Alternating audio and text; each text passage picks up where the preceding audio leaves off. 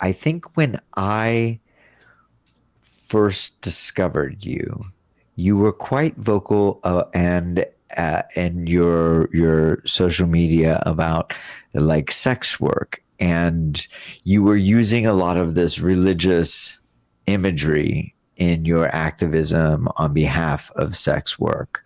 So I want to hear, as we're dealing with the Mother Mary and we're talking about her sexual suspicions. Maybe if you let me can, stop you right there. please, So, yes, go, please. so I was Mother running Mary, myself dry. so when I talk about the Mother Mary, I'm talking about Jesus's mother. Mother, yes. Mary Magdalene Sorry, is not Mother Mary. I'm sorry, Mary Magdalene. I'm sorry. These are two different. Yes, I know. Entities when it comes to God being represented as a woman.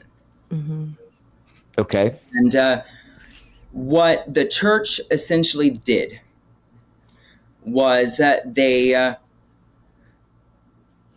vilified sexuality. And essentially ripped away the most primal aspect of our humanity, which is our sexuality. And there's power in sexuality. And since the beginning of time, sex has always been a path to God. And men have been paying for sex since they discovered money. Right. You know, since they discovered barter. And the way that men take on sex and they're fulfilling their duty as a man. Whereas there's no morality that they have to adhere to when they're engaging in sexual activity. That's not the case for women when you're talking about women and the role of women is based on Mother Mary. And then it's also based on Mary Magdalene, the two most prominent women in the Bible. And one is conveniently cut the fuck out. And one is get out, bitch! You're a whore. And one is a virgin, right? Right. Or suspected to be one. Right. And that was the redeeming feature. I always caught that funny because it's like, okay, wait a second, she's a virgin, and then it was like, yes, and the only perfect woman, and then you're like, is that a coincidence? Two separate characters. So right. But I mean the Mother Mary. I meant the Mother Mary. And Mary Magdalene, they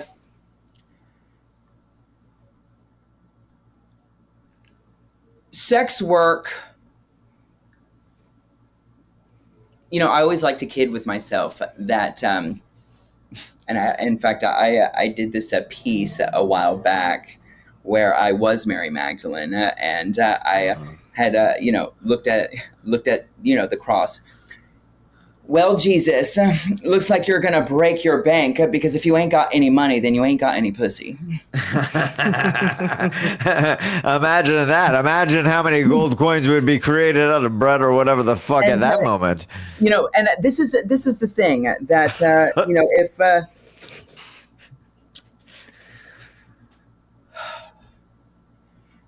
what needs to happen, yes, is that sexuality needs to be exemplified within a character of divinity. There must be a divine story that holds sexuality as sacred. And that is, and because there is no stories told of Mary Magdalene. In fact, there's not even a gospel for Mother Mary. So, it is up in air the future of those characters. They have been left unwritten, untouched. Oh, I see. And my goal here is to take Mary Magdalene and give her a narrative that can be lived and experienced in today's world to reflect the issues that we're experiencing today as a result of this perversion of the story that has been told.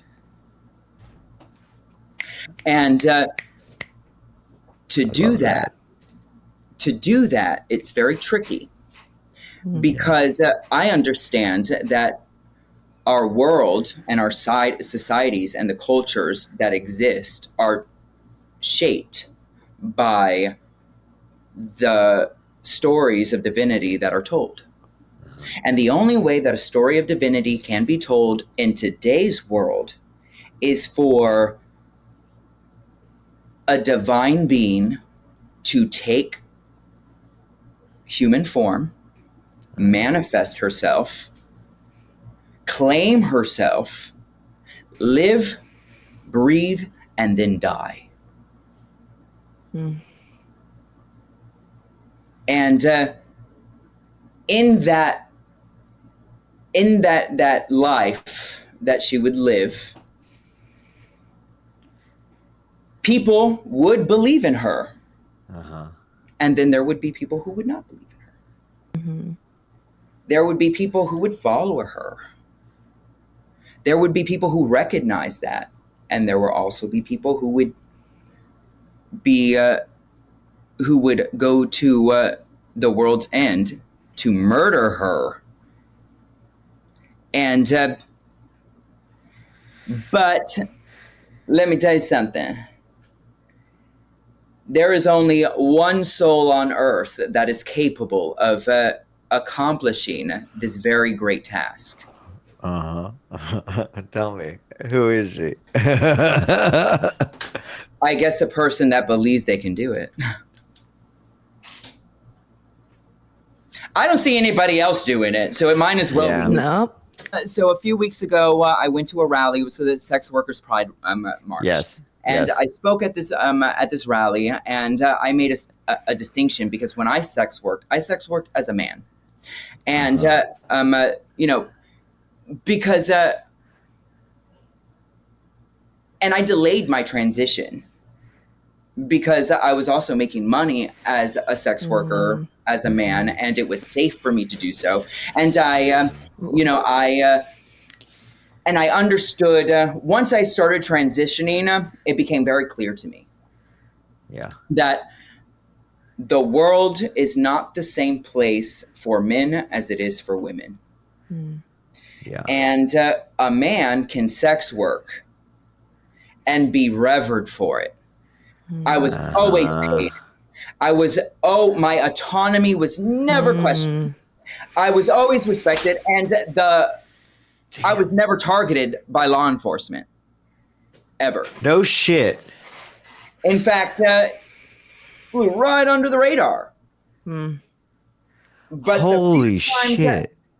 The few times that, when I did start transitioning, and the few times that I did sex work as a trans woman, a sexual suspect. It was a problem. Suddenly, I was a criminal. Yeah. I mean, luckily for me, I was not it never came out to that, but I was treated as such by my clients. Yeah. The fear of them getting caught, the whole thing. And, it's so convoluted, because, and it's dangerous. Yeah. And, luckily for me, I became a nurse.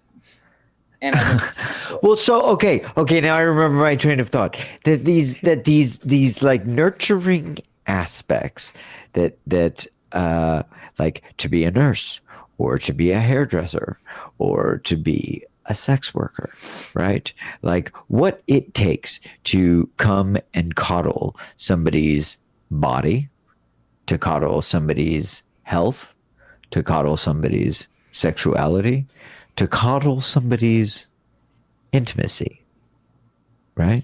I don't know if I would call it coddling. Okay. Let's call it a pig by any other name. I would phrase it holding space Okay, you're right. for what another person may be lacking. You're right. Or even maybe even I think what the word that I meant to use was nurture, right? Like find hold space for somebody to be unwell, for somebody to be vulnerable, for And, somebody to come out, even if it's just for that moment, right? in retrospect, when you said the word vulnerable, Yeah. sex is probably the most vulnerable thing a person can do with another human being. Yeah. And when it comes to nursing, people are also vulnerable because they're helpless. Yeah. Yeah. And people are uncomfortable with vulnerability. In fact, vulnerability in our world, because of the stories that have been told, are seen as a weakness.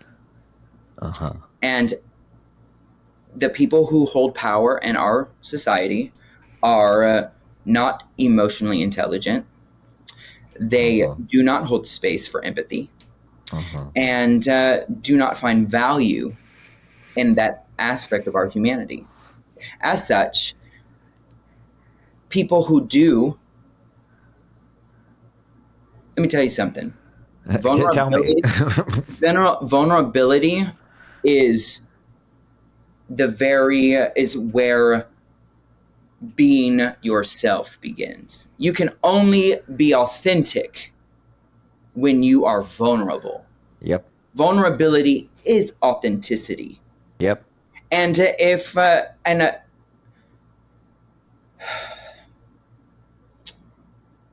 we, as a society, men in a patriarchal society, do not find value in vulnerability because the world that they have created is built upon violence and having the power to oppress and justify taking something from someone else that they deem less than. So they've seen these vulnerable people and they exploited that vulnerability to snatch power and resources. And that's the only reason that the world is ran by men, is because they are willing to murder and kill people for it. Where if we were living under the values of women, I think we would be living in a different, if women had a place in history, had a space in divinity within these stories that did not dehumanize their bodies and allowed them autonomy and a voice. And, it would be, the world would look different. And I have to, anything that women have done has been to survive mankind.